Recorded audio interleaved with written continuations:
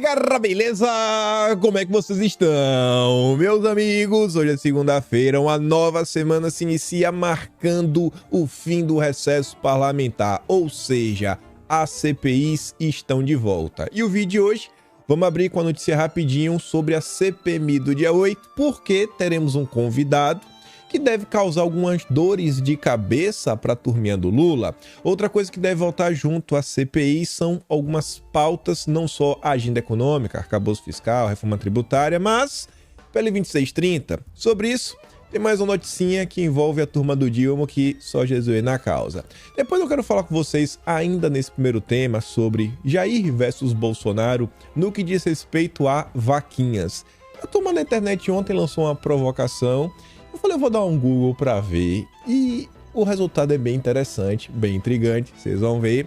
Depois eu quero falar com vocês sobre a agenda SG, e nesse tema também vamos falar rapidamente sobre a CPI das ONGs, porque tem muita coisa estranha acontecendo nesse Brasil, não só em torno do governo do Dilma, mas a relação internacional Dilma-Biden, também coisas ligadas ao Banco Central e mercado financeiro, uma transação aí atípica. Inclusive envolve pessoas que são membros do Conselhão do Dilma. Membras também, né? Porque também deve ter uma mulher no meio aí. Mas enfim, no terceiro tópico voltaremos a falar mais de esquerda e direita, só que no âmbito do Poder Judiciário. Se prepara, que não é coisa boa. Confusão, tretas, o que nos espera também nesse segundo semestre. A pauta ideológica vai vir com força. E depois, espero que eu tenha que falar rapidinho sobre eleições, acho que também envolve esquerda e direita, algumas ponderações, mas vamos começar com essa daqui. Isso aqui é rápida, mas vale a pena deixar no radar, porque, como o Globo nos informa, CPMI do dia 8, convocado pela oposição, é um nome que a oposição queria, que eu acho que vocês conhecem, o ex-diretor da BIM deve explicar as alertas às vésperas dos atos. O Saulo, que era o responsável pelos alertas e tudo mais, aqueles alertas que a própria imprensa divulgou, que mostrava, a BIM aqui vem pelos seus monitoramentos, detectando que existe um grupo meio complicado, existe a possibilidade de invasão de prédios públicos, e a turminha da CPI vai fazer questionamentos. E aí? Quem que recebeu essas mensagens? Como foi, como não foi? Como esses alertas foram feitos? E a depender das respostas, eu acho que a turma do Dilma pode ficar bem preocupada. E acho que a imprensa pode, inclusive, abafar, né? Então, temos que prestar atenção. O Globo fala assim, o ex-diretor da BIM deve prestar esclarecimentos sobre os alertas emitidos pela agência dias antes dos atos.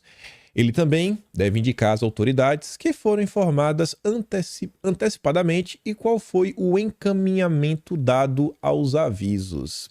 Isso aqui é só um vislumbre, mas obviamente a coisa vai ser muito mais densa, muito mais profunda. E eu acho que esse depoimento promete. Esse promete. Vamos dar uma olhada, porque o governo não queria convocar esse cara de jeito nenhum, assim também como não queriam convocar o Gonçalves Dias. Continuando, uma pauta que deve vir aí com tudo, que é a PL 2630. O Globo está fazendo uma propaganda na sua página principal, quando você abre lá a coluna de política. Um tempo atrás, em maio, mais especificamente, surgiu uma denúncia, eu creio que vocês devam se lembrar, que a esquerda tinha, né, na verdade, a esquerda tinha um gabinete do ódio, vamos falar assim, e esse gabinete do ódio tinha imagens, textos, memes, diversas coisas para serem postadas nas redes sociais para defender o PL 2630. Isso aí na época foi amplamente noticiado pelo Metrópolis, pela Cruzoé, o que fez os deputados da direita fazer alguns questionamentos para o governo federal. E por que o governo federal? Porque a turma não é muito inteligente, tinha um Google Drive, e aí o Google Drive, quando você olhava lá os metadados, quem foi que fez alguns arquivos, você encontrava o nome de um funcionário da SECOM. E a turma queria saber que história era essa, o que a SECOM tinha para falar. E aqui é um tapa na cara, né, de todos os brasileiros que esperam, acho que respostas melhores. Vamos só falar assim, porque, rapaz, é um absurdo, ó. SECOM adverte servidor do gabinete do ódio pró pele das fake news. A Secretaria de Comunicação da Presidência, a SECOM, informou à Câmara dos Deputados ter advertido um servidor da pasta por envolvimento no que a oposição denunciou como gabinete do ódio a favor do PL 2630. Revelada pela coluna em 7 de maio de 2023, a denúncia da oposição dizia que funcionários da SECOM estariam por trás de uma série de arquivos com ataques a empresas e parlamentares contrários ao projeto. No documento, a pasta, a SECOM, do Lula, informou que advertiu verbalmente o coordenador de projetos da SECOM, Fabrício Vargas, cujo e-mail estava associado à criação dos arquivos, mas diz que não abriu nenhuma sindicância sobre o caso. Então o cara aprontou, fez mil e uma coisas. Na época não só tinham postagens contra as empresas, postagens pesadas, com imagens pesadas, com associações que configuravam... Eu vou nem falar o que é, para não ter mais problema. Tinha postagem também do Nicolas, que falava, o Nicolas, ele é a favor de absurdos. Vocês devem lembrar do que estava acontecendo na época, alguns casos, algumas catástrofes, tragédias que aconteceram no Brasil nas escolas. E qual foi a resposta do governo para isso? Não, advertimos. Advertência verbal. É assim, eu cheguei lá e falei, Fabrício, você é danado. Danado! Não faça mais isso, viu, seu danadinho? Pronto. Agora não vai fazer mais, porque o PT advertiu. Mas nada. Nenhum procedimento disciplinar. Nem pra falar assim, não teve aqui uma reclamação. Tu acha que teve advertência? Teve nada. O máximo que teve foi os petistas chegar, bater esse nome e falar, meu garoto, dobre a meta, viu? Quando voltar o PL 2630 dessa vez, certifique-se que o seu nome não aparece nos metadados. Pelo amor de Deus, gente. Isso aqui é um absurdo. A forma como as coisas estão acontecendo no Brasil, todo santo dia é um absurdo. Mas vamos continuar. Ontem houve uma provocação nas redes sociais e eu resolvi dar um Google. E que provocação foi essa? A imprensa tá puxando os cabelos. Aquele Josias... Não, o Josias na verdade não tá puxando o cabelo porque ele é careca.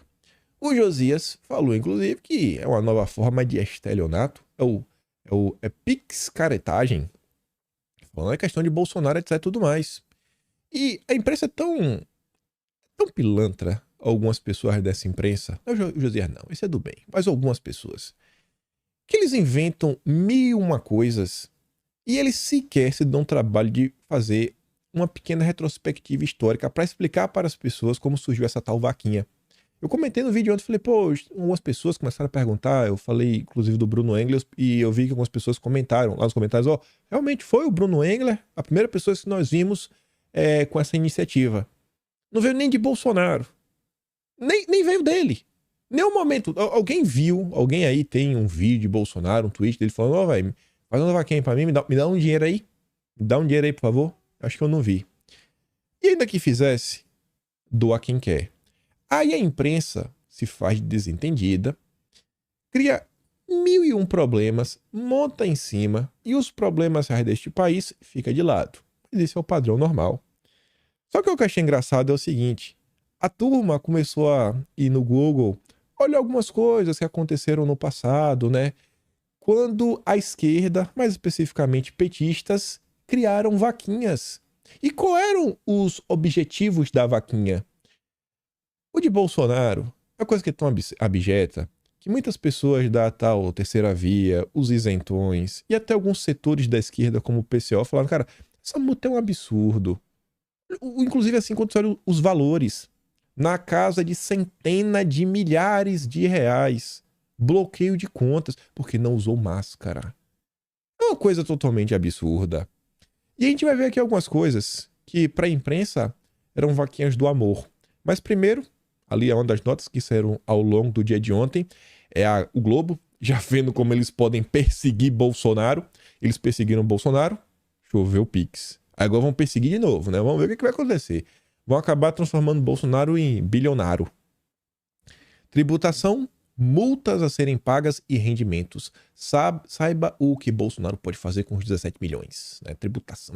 Já querem tributar Bolsonaro, já querem que ele pague imposto em cima disso, das doações. Beleza, né? Padrão do jogo. Aí, olha que engraçado. Começando aqui por essa de 2022. PT faz vaquinha virtual para pagar gastos da festa da posse presidencial do Dilma em Brasília. E aí, de boa. Mas o PT quer fazer festa. Vamos fazer uma festa. Aí, beleza, doa quem quer. Não tem problema nenhum. E o G1 noticiou. Na época, esse aqui não gerou nenhum tipo de estardalhaço. Ninguém acusou o PT, né, da turma do consórcio de estar roubando, de estar fazendo estela. Não, ninguém acusou. Como estão fazendo com o Bolsonaro. Mas até aí tudo bem. Aí agora, olha que engraçado. Tentei colocar aqui mais ou menos por ordem cronológica. Eu não voltei muito no tempo. Eu vim de 2010 pra cá. Acho que tá mais do que o suficiente. Não vou ficar olhando lá, né? Os tempos que... Não. 2010 pra cá, vamos dar uma olhada pra gente ver as coisas. Começando ali, ó. 26 de março de 2010. Sindicato organiza vaquinha para pagar multa de Lula. Lula comemora a vaquinha feita por sindicalistas para pagar multa eleitoral. Aquela do bem, do amor, sabe? A imprensa não falava, só repercutia como se fosse um fato. Ninguém acusava nada. Aí 2013, PT faz vaquinha para pagar multas dos condenados no mensalão. Essa é dureza. Essa é dureza. Bolsonaro é a máscara. E o PT é o mensalão. É brincadeira, né? Os caras aprontam. Isso é corrupção, dinheiro público. E depois ainda pedem mais dinheiro da população para pagar multa de ter desviado dinheiro público. Juventude do partido promove jantar em Brasília com convites que custam de R$100 a R$1.000. Bacana, né, Rio? Aí você vê aqui, ó, 2014. Olha as vaquinhas. Olha como eram as vaquinhas do PT. Petistas fazem vaquinha para pagar multa de 468 mil imposta a Genuíno.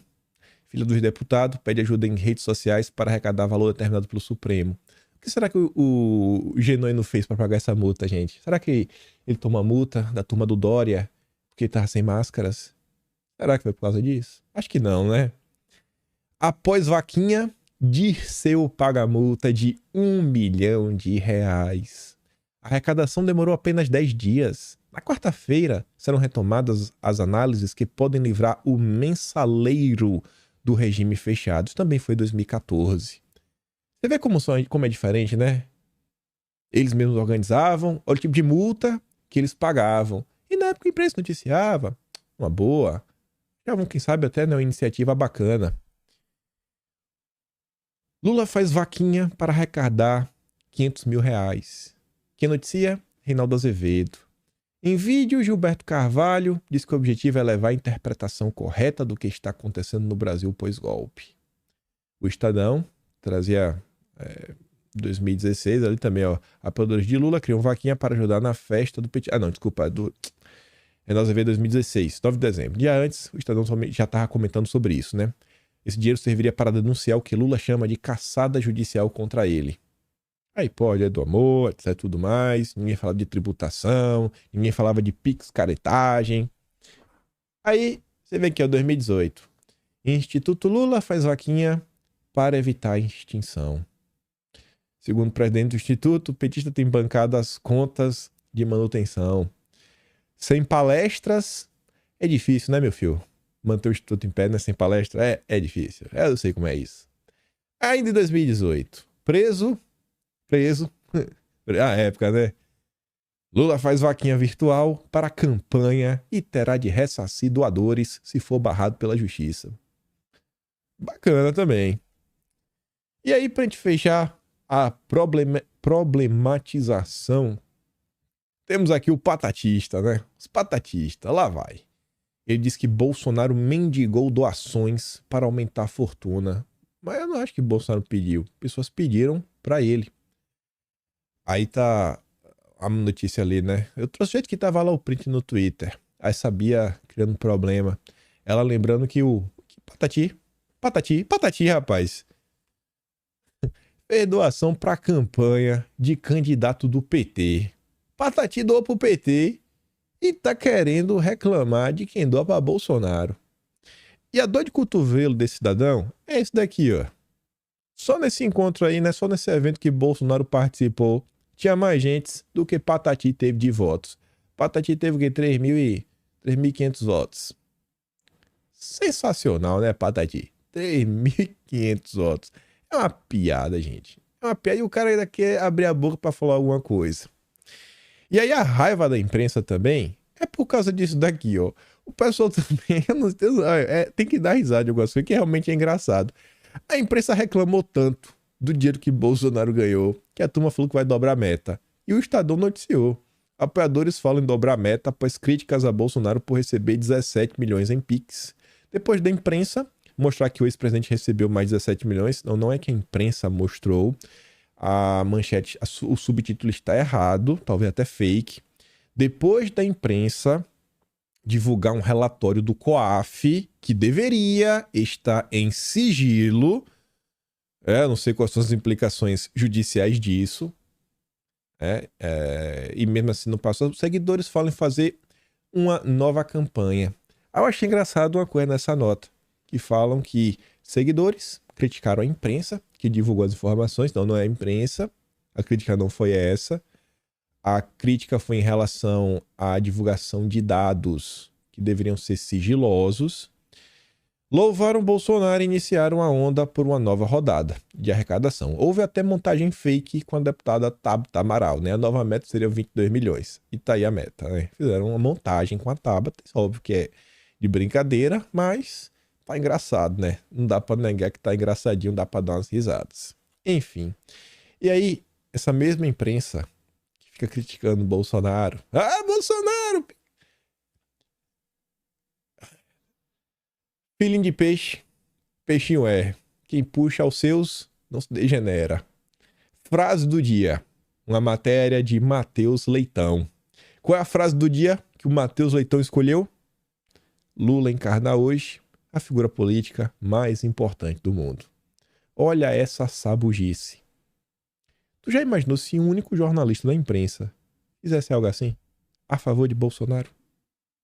Nada ia estar sendo perseguido. Nada ia ter, quem sabe, uma ação judicial para caçar a concessão, fechar o veículo, desmonetizar, fazer isso, fazer aquilo, outro mais.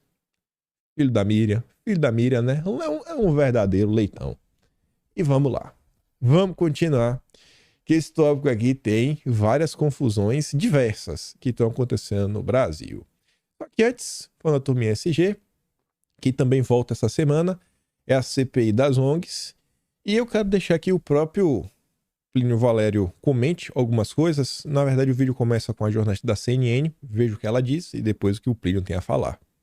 Falando sobre a CPI, que investiga a atuação de organizações não governamentais que atuam na região amazônica, que vai convocar técnicos do Tribunal de Contas da União que analisaram repasses do Fundo Amazônia.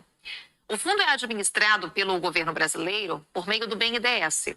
A finalidade é captar doações para investimentos em ações ambientais e de combate ao desmatamento. De acordo com a comissão, o TCU havia publicado em 2019 um relatório que apontava falhas na gestão dos recursos do fundo nos últimos anos. Segundo o documento, ao qual a CNN teve acesso, 85% do dinheiro destinado a um dos projetos foi gasto com aluguel, energia, telefone e pagamento de salários. O relatório aponta ainda pagamentos de cerca de 2 milhões de reais sem a apresentação de recibos. O presidente da CPI das ONGs, senador Plínio Valério, do PSDB, disse que a comissão vai cobrar 2 milhões sem recibo. Vamos continuar. Mais transparência do BNDES, que gerencia os recursos. A gente quer, do Fundo Amazônia, conversar com o BNDES que dê mais transparência a essa atividade, a essa transação. A gente quer saber como é que esse dinheiro entra, qual é a justificativa para esse dinheiro entrar e para onde ele vai. E por que vai sempre para os mesmos. Porque a nós, o que a gente está colhendo, as provas que temos, o que está ficando claro, é que o Fundo Amazônia é uma luva que vai encaixar na mão de algumas ONGs previamente acertadas. E a gente vai ter que ter muitas explicações sobre isso. E, no final, apresentar projetos de leis ou projetos de lei complementares para tornar o Fundo Amazônia transparente. Nós entramos em contato com a assessoria do BNDES. Até o momento, não tivemos retorno. Óbvio que o BNDES não vai responder. Pessoal, vocês já pararam para imaginar que se pegasse esse dinheiro do Fundo Amazônia e ao invés de cair no bolso dos zongueiros. E esse dinheiro fosse utilizado para projetos dos mais diversos, como por exemplo, não, o dinheiro do Fundo Amazônia vamos utilizar para saneamento básico. Saneamento básico ajuda a preservar a natureza. Não, vai usar para isso daqui, não, vai usar para aquilo outro. Tu já imaginou nisso? Já imaginou isso? Que dizer, não, vamos aqui construir uma universidade para o pessoal poder estudar, ou vou pegar esse dinheiro para construir alguma coisa que a população possa usufruir, não ter que desmatar e fazer isso, fazer aquilo outro, etc. Essa CPI, ela é tão importante para o Brasil e, infelizmente, ela não tem a cobertura nem a atenção que ela merece.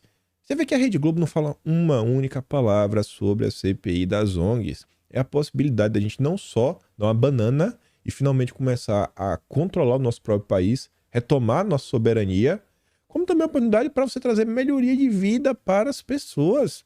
Mas tá aí, ninguém quer saber nada. Não é questão de revanchismo, de perseguir ninguém, de fazer pagar quem fez coisa. Não. É realmente, cara, daqui para frente, vamos tentar resolver as coisas. E é um trabalho que, na boa, você vê, não é sobre ser de direita, sobre ser de esquerda, é sobre estar do lado do Brasil. Você vê o trabalho que vem sendo feito pelo Plínio Valério, a forma como ele se posiciona, o Márcio Bittar, Zequinha Marinho e outros tantos senadores que estão passando por lá. Ninguém tá falando de Lula e Bolsonaro, tá falando de Brasil, tá falando de Amazônia, até pessoas de esquerda foram lá. Enfim, hoje, pelo que eu ouvi, o autor do livro Máfia Verde, que já comentou, ele vai estar participando de um podcast, acho que vai no Monark hoje, tô na dúvida. Enfim, ele também vai estar indo na CPI das ONGs, prestar algum tipo de esclarecimentos, ajudar no pessoal, só que eu acho que agora ela vai entrar nessa linha mais investigatória, chamando algumas entidades, inclusive governamentais, para prestar esclarecimentos e as próprias ONGs. Vale a pena prestar atenção e, obviamente, eu vou estar comentando sobre isso. Continuando, veja como são as coisas. No Brasil, é o estardalhaço. Quando é lá fora, eles só contam e sempre são matérias sem culpados, é só relatando o fato. Incêndio florestal no Canadá, foge do controle e cruza a fronteira dos Estados Unidos. Você não consegue ver o nome de nenhum presidente, o nome de nenhum governador, deputado, político. Não tem culpa de ninguém. O erro tipo de notícia quando é no Brasil, não, Bolsonaro tocou fogo na Amazônia, meu Deus, olha, Bolsonaro está pisando em cima da grama, ele odeia a natureza, ele nem come alface.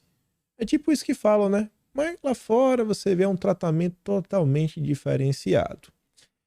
Aí, entrando nessa questão, também envolve agenda SG, Amazônia, mas entrando mais pro lado do governo, teve uma movimentação interessante aí do Jean Paul Prats, não...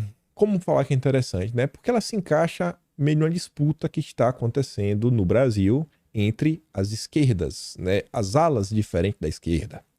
O Estadão noticiou, mas não deu atenção nem um foco em relação a isso, mas vou mostrar para você. A gente aqui está para fazer o que o Estadão não faz e tá ali, ó. Tentam criar crise onde não há, diz o presidente da Petrobras sobre exploração na Foz do Amazonas. Quem está tentando criar essa crise? É a direita? Não, a direita, o PT não está nem para a direita. A direita quer que seja explorado. Ou seja, em tese, está do lado do Jean Paul Prats. Que a direita não está do lado da Marina. A direita não acha que o IBAMA deveria barrar. A direita acha que o petróleo brasileiro deve ser explorado, o Brasil deve poder usufruir de suas riquezas. Então, o que está criando essa crise? É a própria esquerda. E aí a nota diz que o Jean Paul Prats reafirmou no domingo a intenção da estatal explorar a bacia da Foz do Amazonas, localizada na margem equatorial brasileira, rebatendo o que chamou de campanha de desestabilização da atual gestão da Petrobras. Segundo ele, a atual administração estaria recebendo críticas por não estar sendo enfática o suficiente sobre o tema. Opa, então peraí. Então, realmente, quem sabe pode ser críticas da direita, mas não são só isso. Ele está sofrendo, na verdade, esse embate entre esquerdas. Ele está tentando prestar esclarecimentos para o Lula. Ele não vai cair porque a direita está criticando. Ele vai cair se o Lula perceber que a militância de esquerda está insatisfeita com o que está sendo feito. Aí o que a nota diz? Um monte de coisa, aí coloca ali uns pedaços do que ele falou, deixou de falar, etc. e tudo mais. E eu, obviamente, preferi olhar o texto original, olhar na íntegra. O que foi que o Jean Paul Prats postou? Ele postou esse textão aqui, ó. A condução de um pedido de licenciamento socioambiental relativo a um projeto sensível e relevante, como a perfuração de um poço pioneiro em nova fronteira exploratória como a Foz, requer muita responsabilidade e, sobretudo, respeito aos órgãos ambientais envolvidos. O que ele está fazendo aqui é, numa boa, de forma muito educada e sem tentar gerar embates, ele está tentando falar para o pessoal, olha só, isso depende do IBAMA, isso depende da Marina. Não é que eu não estou tentando, é a Marina que não deixa. A campanha exploratória pela Petrobras para a margem equatorial começa por um conjunto de postos investigativos em fila. Uma mesma sonda deverá perfurá-los à medida que cada licenciamento for sendo concluído. Aqui é uma frase também de boa, mas com muito significado. Olha o que ele está falando. Rapaz, a gente vai fazer um atrás do outro, sincero. Vixe, Maria, vai ser obra para tudo que é lado. Agora sim, quando cada licenciamento for concluído. Ele está dizendo, eu só preciso que o licenciamento seja concluído. Está jogando mais uma vez a batata quente no colo da Marina. A Petrobras tem como a propriedade exploratória a margem equatorial brasileira. Será prioridade, é prioridade.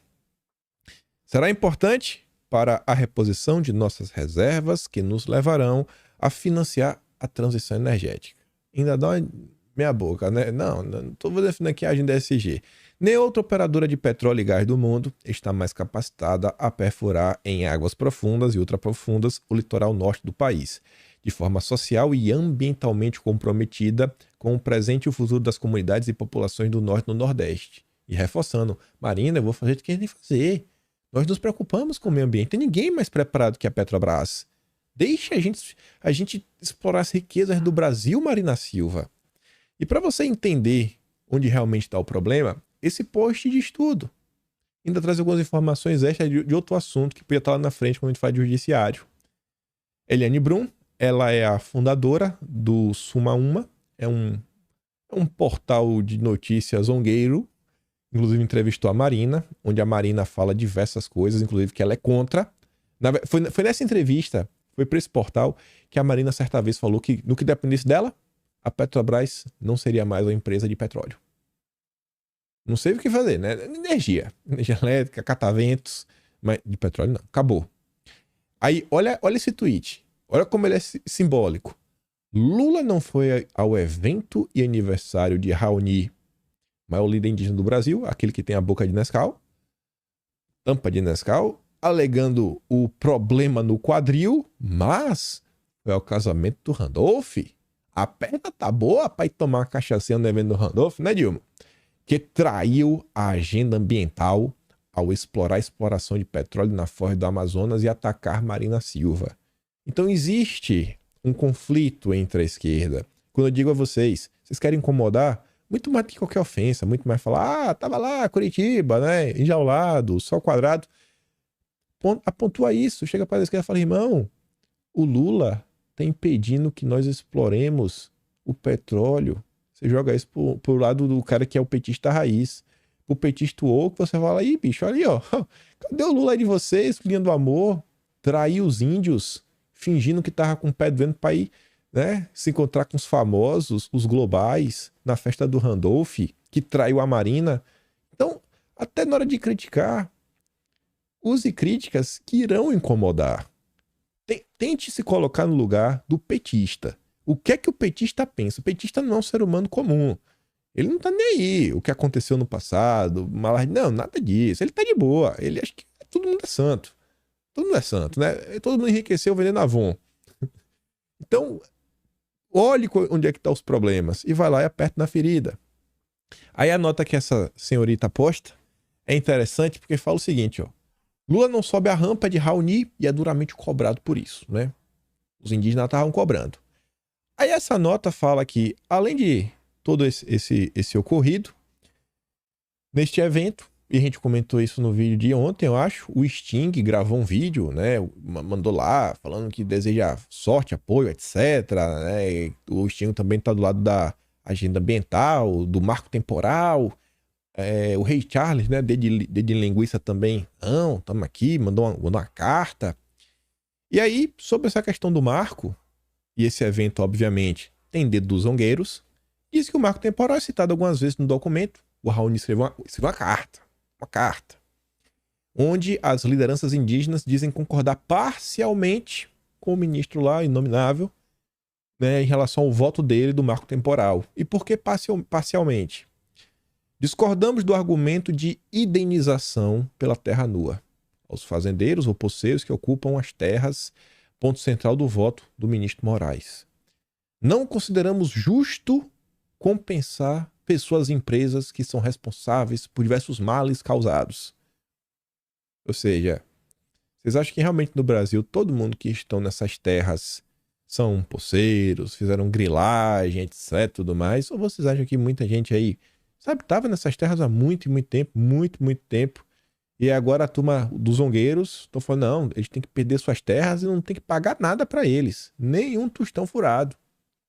A carta ainda pede que sejam destruídas todas as formas de garimpo, expulsos os invasores e responsabilizados seus financiadores. Engraçado, né? Todos. A Vale pode. Ainda mais se for a Vale do Rio Doce com Guido Mantega na presidência. Mineradoras americanas podem. Mineradoras francesas podem. Mas o garimpeiro não. Não. Tem que acabar tudo. Não pode explorar nada. Nada. Tá vendo que tem algo estranho aqui acontecendo nesse país? E que as atuais negociações existentes no mercado de carbono devem ser anuladas até que os povos originários sejam esclarecidos sobre o que é esse mercado e de que forma funciona e é ou será regulado. Tá vendo aí, né? No dia, o mercado de carbono, que já é um absurdo, ainda vai ser o mercado de carbono dos zongueiros. Tá muito estranho o que tá acontecendo nesse país. Tá muito estranho. E ainda nessa mesma linha, anteontem falamos, né, como o Dilma assumiu para o mundo, para o Brasil principalmente, que ele trabalha para o Biden, né? Estamos aqui em parceria, né, até o Marcinho Pokémon estava lá. E aí o Estadão trouxe mais informações. E olha que interessante. Estão trabalhando em conjunto em torno de uma agenda trabalhista. Reunião na Alvorada com o Marcinho Pokémon tratou de convite de Biden a Lula sobre temas trabalhistas, né? Para eles falarem juntos na Assembleia Geral da ONU, que vai acontecer nos Estados Unidos. E aí diz que tanto o Biden quanto o Dilma têm afinidade com o tema trabalhista. Lula porque historicamente é um trabalhador. e o Biden está se aproximando dos sindicatos. Aí diz que a convergência das agendas foi apresentada a Dilma pela primeira vez pelo senador Christopher Dodd, emissário de Biden, durante a viagem a Bruxelas, né? Tá cada dia mais próximo um do outro. No encontro, Dilma deu sinal verde para avançar na construção de documento conjunto, o que começou na semana passada. E aí, olha só. Trabalhismo é aquela coisa. Tudo no Brasil tá distorcido. A turma não, assim, quando fala em emprego, a turma não tá preocupada em gerar emprego. A turma tá preocupada em mil coisas menos em gerar emprego. Tá preocupada com coqueluche. Você viu? Na primeira reunião sobre o tema, o Lula vai lançar uma política para criar diversos empregos para reduzir a 3% o desemprego do país? Não. Lula quis saber como poderia se posicionar relacionando o trabalho à transição ecológica. Você consegue ver quais são as prioridades da turma? É a mesma coisa de segurança pública. Eu digo isso porque eu estava escrevendo no Atlas hoje, no tema que envolvia isso. Aí estava lá a notícia do mês de junho que agora a Polícia Federal começa a citar Paulo Freire em seus cursos. Aí você fala, rapaz, o foco da segurança pública deveria ser reduzir, né? Deveriam ser as notícias, as prioridades. Não, a prioridade da galera no momento é trazer Paulo Freire para a grade curricular da Polícia Federal. É tipo isso daqui. Não é gerar emprego, é transição ecológica. Assunto que será pauta da administração petista neste segundo semestre. Alguns dos temas mencionados, que vai estar lá na cartinha do Dilma, né? Contando com o apoio do Biden. Direito do trabalhador, acesso à formalidade, mesmo em caso de contratações mais flexíveis de trabalho, como no dos aplicativos, além do reforço de sindicatos. Ou seja, vai pedir ajuda do Biden para a gente voltar. A gente não, né? Graças a Deus, eu não estou trabalhando no Brasil, não é só falar isso. Mas para o trabalhador brasileiro, ser obrigado mais uma vez a dar dinheiro para sindicato. E o estímulo de políticas que deem acesso igualitário de homens e mulheres, brancos e pretos, a postos e condições de trabalho. Será que não tem isso no Brasil? Será que o problema realmente é essa questão? Você tem emprego melhor porque você é isso. Você tem emprego... Será que no Brasil as coisas realmente acontecem desta forma? Você vê quais são as prioridades. Eu acho que estão totalmente distorcidas em relação ao que o Brasil realmente precisa. Aí, mais uma vez, tem algo muito estranho acontecendo. Começa com P e termina com T. PT. BNDES vai ao Congresso para retomar crédito à exportação de serviços de engenharia. Não tá meio confuso, né? Crédito de exportação de serviços de engenharia. O que é isso? Na prática, voltar a fazer obra em outros países. Na prática, esse nome bonito, né? Crédito, exportação. Fazer obra em outros países. Na prática é isso. Financiar obra em outros países. Na prática é isso. É isso que está se falando. Lá vai o PT. Meta é formatar projeto de lei com TCU. Financiamento está suspenso desde a Lava Jato. Aí tá ali, ó.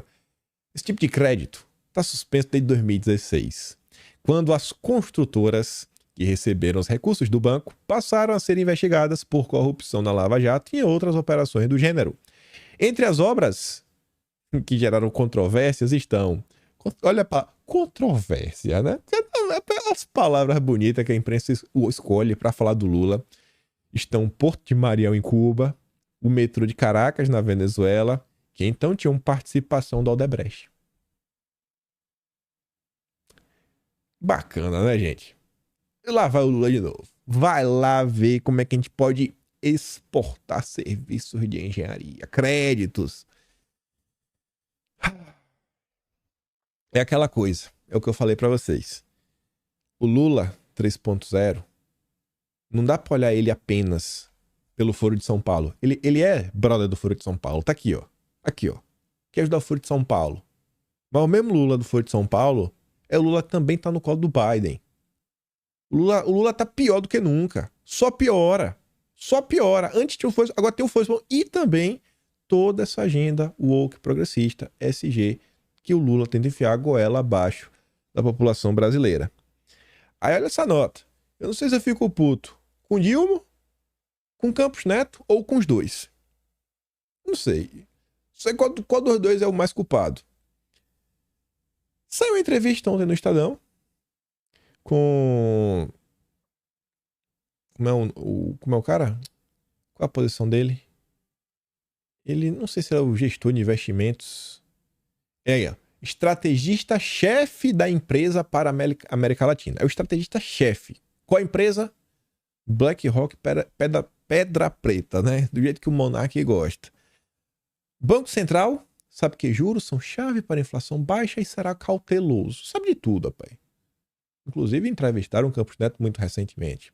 Aí veja só. A BlackRock tem na dívida brasileira em moeda local uma de suas preferências para investimento. Isso porque a taxa de juros está no valor que está. Tendo aí quem diz, não, tem que estar alto para conter inflação, etc, tudo mais. Mas não sei, viu? Vendo algumas movimentações do Campos Neto, vendo o Campos Neto preocupado em fazer inventário de emissão de carbono, Campos Neto dando entrevista para BlackRock, Campos Neto falando de gerenciar, né, as gerenciamento terceirizado das nossas reservas, dentre as 10 maiores do mundo, à frente de países como a Alemanha, a França. E aí você vê, o Campos Neto tá batendo um QDT1 e a BlackRock tá Maria, é prioridade, vamos botar muito dinheiro que tá ganhando no Brasil. E aí fala assim, ó, a preferência da BlackRock pela dívida brasileira, então, não está muito relacionada à agenda governamental. É por isso que eu falei, não sei se eu tô raiva do Campos Neto ou do Dilma, dos dois. Que falou, quando se investe em mercados emergentes, os aspectos políticos estão sempre na análise.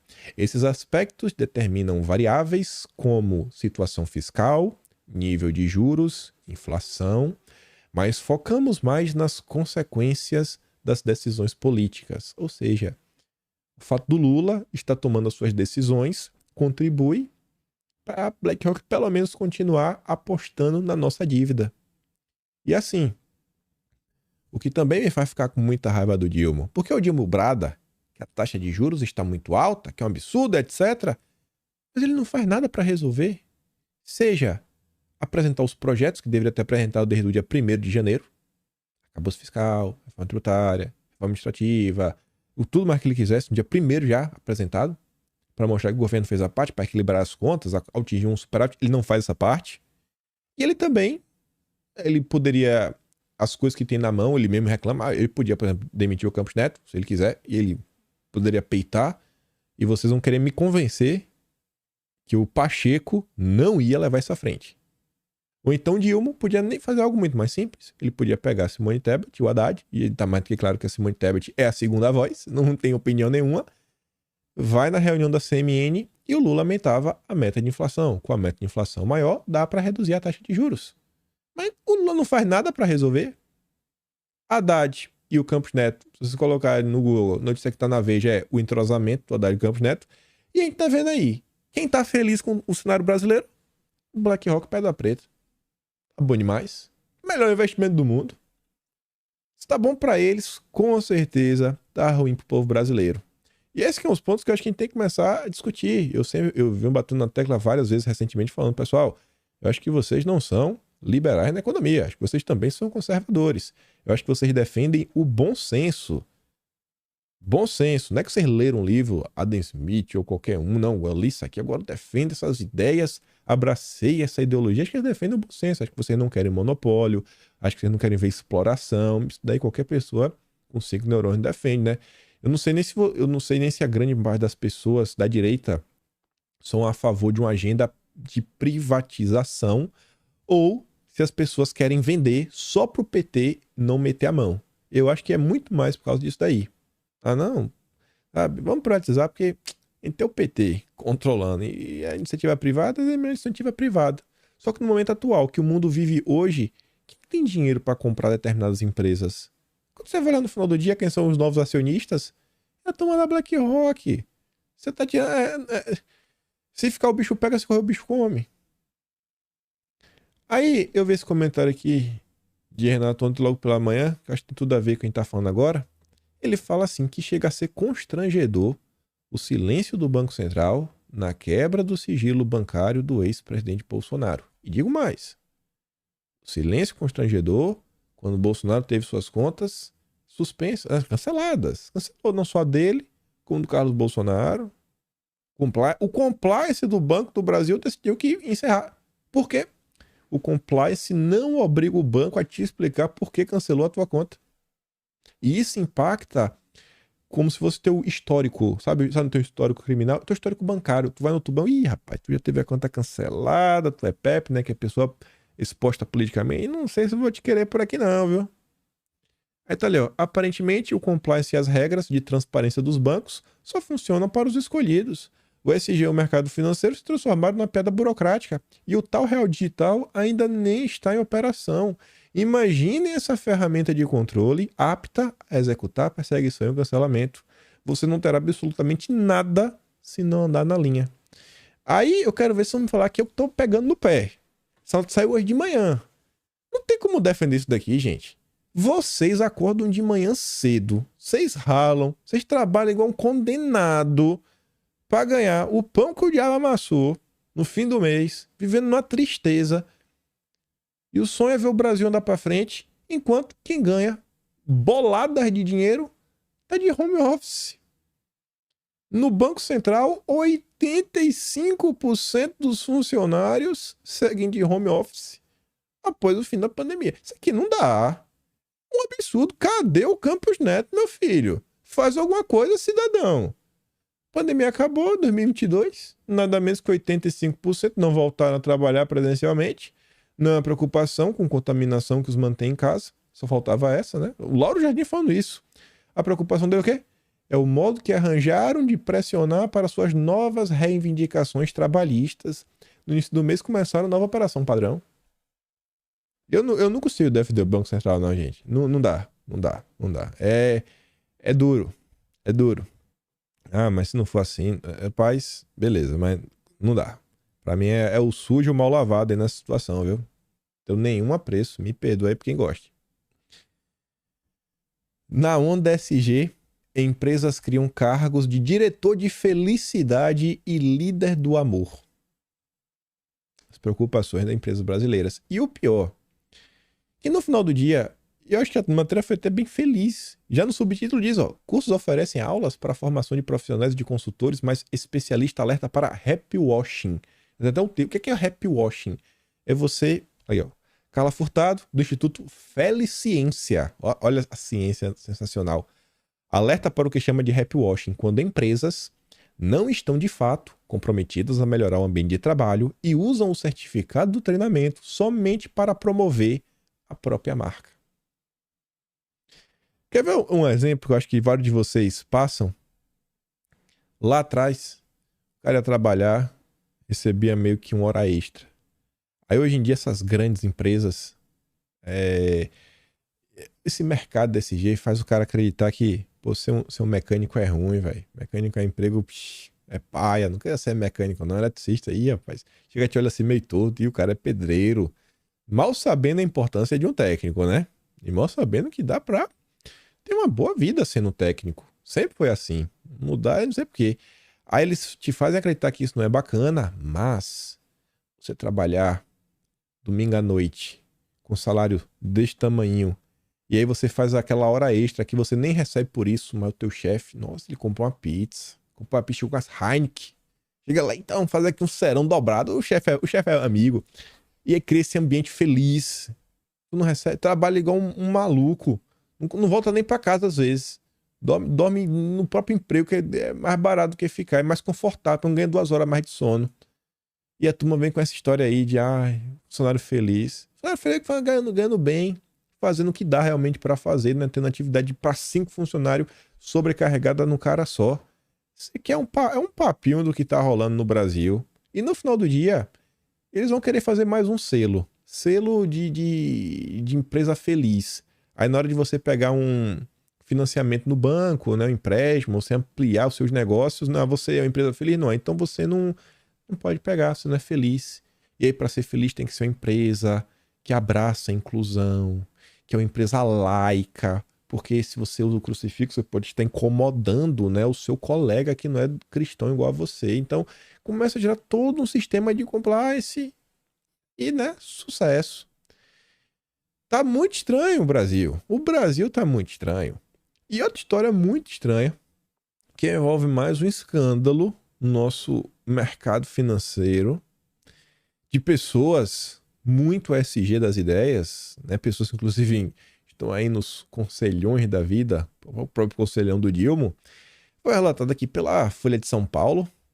Fundadores do KaBuM querem desfazer a venda para Magalu. A lendária Luiza Trajano, vocês conhecem, né? Então não querem não para Magalu mais não. O que é que aconteceu? Segundo a Folha, o principal negócio da história do Magazine Luiza, uma das maiores redes de varejo do país, corre o risco de voltar atrás. A compra do KaBuM, a maior plataforma de e-commerce de tecnologia e games do país, que foi realizada em julho de 2021 por R$1 bilhão, pode ser desfeita. Só que não é só 1 bilhão. Olha o que aconteceu. Isso porque os irmãos Leandro e Thiago Ramos, que são os fundadores, alegam que o Magalu se propôs a pagar, além do 1 bilhão em dinheiro, mais 2,5 bilhões em ações da varejista. Os Ramos se tornaram sócios da Magalu, mas no mesmo dia em que anunciou a compra da KaBuM, a Magalu também anunciou um follow-on, que é uma oferta subsequente de ações, que fez o preço da ação cair. Não, vamos o negócio fechou e assim eles negociam mais ações. Às vezes pode até estar expedindo mais ações. E aí os caras fecham um acordo de 2,5 bi. Não, assim, do que 2,5 bi seria um exemplo. Não, 2,5 bi são 10 mil ações. Vou te dar 10 mil ações. Eita, 10 mil ações! Aí depois ele vê que às vezes é emitido um pouco mais de ações, e aí o 10 mil dele proporcionalmente não tem mais o mesmo peso. No final do dia seguinte, não é mais 2,5 bi. Em 15 de julho, a ação da Magalu fechou em R$ 23,72. Na última sexta, foi negociada a R$ 3,17. Levantamento da consultoria econômica, a época apontou que a varejista ganhou mais de 16 bilhões em valor adquirindo a KaBuM, ganhou 16 bi. E tá nessa confusão. Só que o problema não é nem só esse, né? Porque até tem essa questão da desvalorização. O negócio que era para ser de 3,5 bi, tá em 1,7 bi. nos valores de hoje. Só que o problema não é esse. Qual é realmente o problema que a turma está apontando? Se liga nisso. Na ação a qual a Folha teve acesso, os irmãos Ramos também questionam o papel do Itaú BBA. Itaú, no Tupi-Guarani, é pedra preta, como diria o monarca. Que, segundo os irmãos, e segundo reportado pela Folha de São Paulo, agiu em meio a um conflito de interesses. O que é que está acontecendo aqui? Isso porque o Itaú BBA foi contratado pelos fundadores do KABUM para encontrar um comprador para a empresa no mercado. Ao mesmo tempo, o Itaú foi chamado pelo Magalu para coordenar a operação de follow-on sem que os irmãos soubessem disso. De acordo com a defesa dos fundadores do KABUM, representada pela Vard Advogados, todo o negócio foi encaminhado pelo banco para que o Magalu fosse o comprador. A defesa alega que houve sondagens de empresas como Americanas, como a Avan, mas as conversas não evoluíram porque acabaram sendo direcionadas para o Magalu. Isso é o que os irmãos estão falando, que o Itaú entrou para empurrar. Vai para Magalu. Foi direcionado. O Itaú BBA, que acabou sendo alvo de um processo dos irmãos, nega as acusações, diz que o processo foi competitivo, diligente e transparente. Procurado Magalu não respondeu até a tarde deste sábado. Só que fica pior. Envolve agora até espionagem. Se liga. Um detalhe importante. Segundo os irmãos Ramos, foi descoberto depois que ambos contrataram uma empresa de espionagem, a Kroll, para investigar os bastidores do negócio. O diretor do Itaú BBA, o Biratã dos Santos Machado, é cocunhado de Fred Trajano, CEO do Magalu. A mulher de Fred é irmã da mulher de Machado. Para os fundadores do KABUM, o Itaú BBA agiu duplamente em meio a um conflito de interesses. Os executivos do banco e da varejista tinham relações não só comerciais, mas também pessoais. Fred Trajano também é membro do Conselho de Administração do Itaú Unibanco desde 2020. Os irmãos Ramos tornaram a história pública em fevereiro deste ano, quando entraram numa ação contra o Itaú BBA. Em abril, foram demitidos da presidência do KABUM pelo Magalu e, segundo a Folha, a continuidade deles à frente do negócio fazia parte do acordo. E aí você se pergunta, o que é que está acontecendo nesse país, viu? Isso aqui está muito estranho. Onde estão as instituições responsáveis por fazer esse follow-up, né? Fazer esses acompanhamentos? Ou então a CVM da vida, para o Banco Central, né?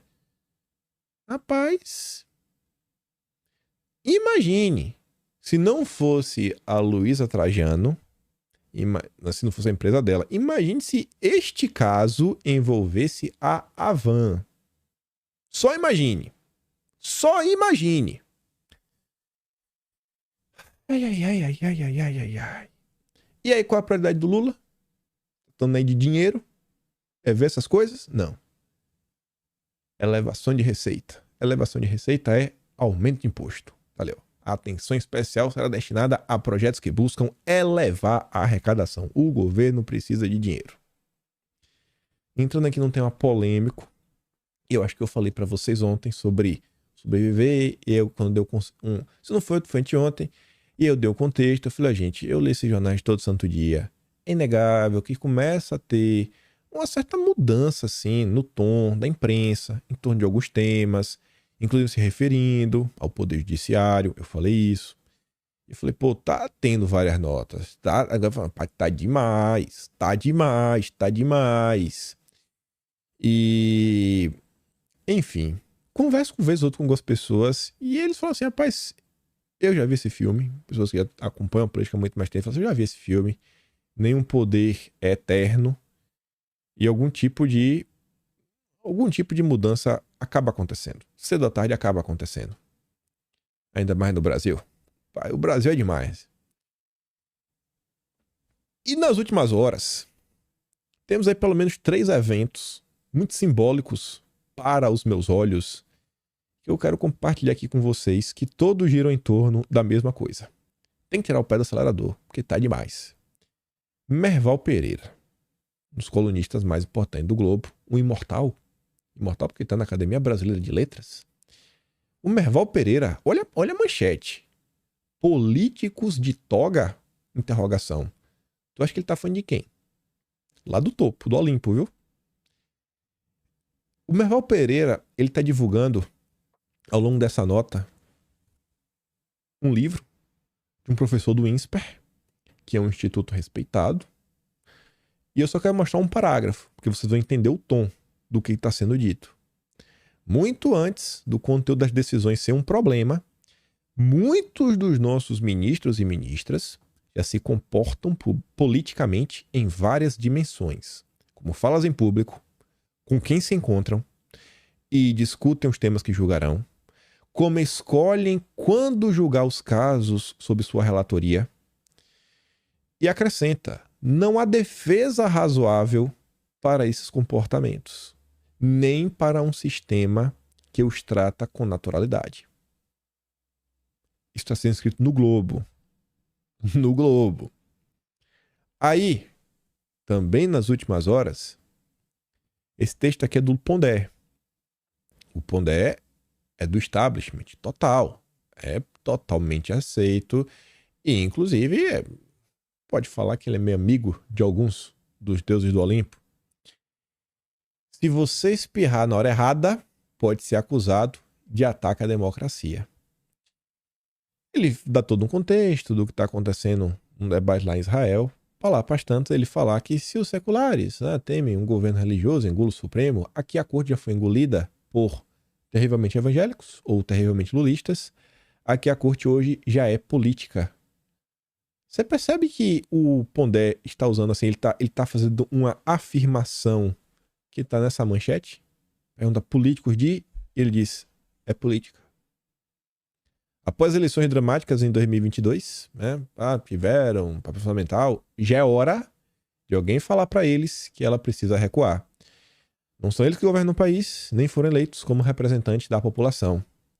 E aí o Pondé também fala assim, se você espirrar na hora errada, você poderá ser acusado de ataque à democracia. Esse argumento virou um trunfo para calar a boca dos desafetos do governo. E ainda está falando do Lula. Alguém devia dizer aos membros da corte que não devem frequentar eventos, não devem discursar em público, principalmente sobre política, não devem almoçar em restaurantes caros com ricos e poderosos, enfim. Devem agir com maior discrição em relação ao fato notório de que são as pessoas mais poderosas da República hoje. E hoje de manhã, o Estadão solta esse seguinte editorial, que é em nome do grupo. Competência institucional não é capricho. Quando um poder atropela a Constituição, invade a competência de outro, a pretexto de resolver um problema social, não se resolve o problema e ainda se criam novos. Vocês já imaginam de quem o Estadão está falando. Então, assim, o clima no Brasil tem muita coisa que eu acho que tem muito chão para rolar. Muito chão para rolar nos próximos anos, até 2026 também. Conversei com um amigo, ele conseguiu me convencer que o Bolsonaro pode ser candidato. Conseguiu me convencer com argumentos estes que não acho que são necessários de colocar aqui. Mas ele falou assim, uma conjuntura brasileira. Tipo assim, bicho, do mesmo jeito que o Bolsonaro ficou inelegível, eu falei, tira aí de volta porque tá tão ruim que é melhor trazer Bolsonaro de volta porque, não dá. O Brasil tá um caos. Vai depender muito também do que o governo Lula vai fazer no futuro próximo. E eu falei com vocês que nesse tema eu também queria falar sobre esquerda e direita. E vejam só. Saiu essa nota, na hora que eu vi, eu falei, rapaz, no último dia do mês de julho, e isso daqui foi exatamente uma das coisas que eu estava escrevendo no Atlas de junho. Só que no início de junho. A presidente da corte vai pautar um monte de coisa ali, né? Nem vou ler o manchete. Só tema polêmico. A ministra prepara para agosto e setembro uma pauta com processos que a corte vem evitando nos últimos anos. Liberação de substâncias que deixam biruta para uso pessoal, regras para demarcação de terras, meu corpo, minhas regras, violação de direitos humanos nas prisões, né? Direitos humanos. Aí fala que ela não tem expectativa de que os julgamentos sejam concluídos, mesmo porque, em alguns casos, a discussão ainda não está totalmente amadurecida nos bastidores do tribunal. Mas por que então vai votar? Porque você traz o debate, você força o debate na sociedade e a imprensa vai abraçar, principalmente a Rede Globo. Um ala dos ministros defende que temas como eu como as regras sejam primeiro debatidos no Congresso para que o judiciário não atropele a política. A meta, ela só quer o voto dela computado. Porque depois o Dilma pode indicar alguma pessoa e a pessoa que o Dilma indicar... Bicho, te vira aí, mano. Beleza, mas ele não pode votar mais. Já tá. E você sabe como é que vai... Imagine aí qual o voto que a ministra quer deixar. E aí, sobre esse tema, e até para encerrar o vídeo, essa foi a nota. Saiu em 14 de junho. No pós-Bolsonaro, a corte destrava pautas espinhosas e muda o perfil dos julgamentos. E ele dizia até o ano passado, parte dessa gente estava guardada para não acirrar os ânimos. Por quê? Porque Bolsonaro era um freio, era nada um paraquedas, que não freia, mas você cai mais devagar. Olha lá, ó, marco temporal, biruta, meu corpo, minhas regras. É exatamente o que a Brigídio lá do UOL tá comentando agora. Aí falava, né, que agora voltou à normalidade. Na normalidade que tem o Lula. Tem apoio para avançar com esses temas. Aí só para comentar isso aqui também, e aí fazer um comentário final, a Folha comentou ontem que uma ONG contra o Meu Corpo, Minhas Regras foi acionada na justiça pela DPU, porque em tese a ONG está tentando convencer de forma errada as mulheres a não fazer o que elas estavam pensando em fazer. E não pode trabalhar. Não pode, né? E aí o DPU pede que a Filhos de Luz encerre suas atividades por conduta ilegal. Uma ONG que se identifica como fundada nos princípios da fraternidade e solidariedade cristã, que defende a vida humana sem exceções. E aí sobre isso, e já comentei, comento de novo, imagina a quantidade de vezes que falaram, né? Bolsonaro isso, Bolsonaro aquilo outro, etc. Não combateu os inimigos. Os super conservadores gostam de falar isso, né? Como se tudo fosse a coisa mais simples do mundo. Como se só dependesse de uma canetada, etc. Tudo mais. É inegável que o Brasil, sob Bolsonaro, respirava de uma forma diferente. Você pode falar que é melhor, pior, etc. Tudo mais. Agora, esse final aí que só olha essas notícias, eu acho que está mais do que claro, que Bolsonaro defendia uma agenda e conseguia, pelo menos, também impedir o avanço de muitas coisas que eu acho que a maior parte dos brasileiros, principalmente de direita, conservadores, não apoiam. E imagina a quantidade de gente que fez campanha contra Bolsonaro. Que Bolsonaro era isso, que Bolsonaro era aquilo outro. E voto nulo, e isentão, e ppp, e pipipi. E olha o cenário que a gente está hoje em dia. Por causa da irresponsabilidade de muitas pessoas. Ai. Eu deixo para comentar de eleição amanhã, porque tem umas coisas que eu quero comentar em sequência. Senão vai ficar muito longo, não dá para comentar em 3 minutos. E vou mandar o vídeo lá do Plínio Valério no Telegram, link tá na descrição. Eu confirmei depois a questão do IBEST, só vale uma vez. Só pode votar uma vez. Então se você não votou ainda, vote. Pelo amor de Deus. Me ajude a derrotar Miriam Leitão. E, se gosta do meu trabalho também, você também no canal, tem um Tony Valeu, tem o P na descrição. Tem o Atlas Brasileiro, kimpen.com.br, dia 15 saiu de junho. E peço para compartilhar o vídeo e voltar amanhã, né? Aquele grande beijo e abraço, tamo juntos. Valeu, meus amigos. Fui!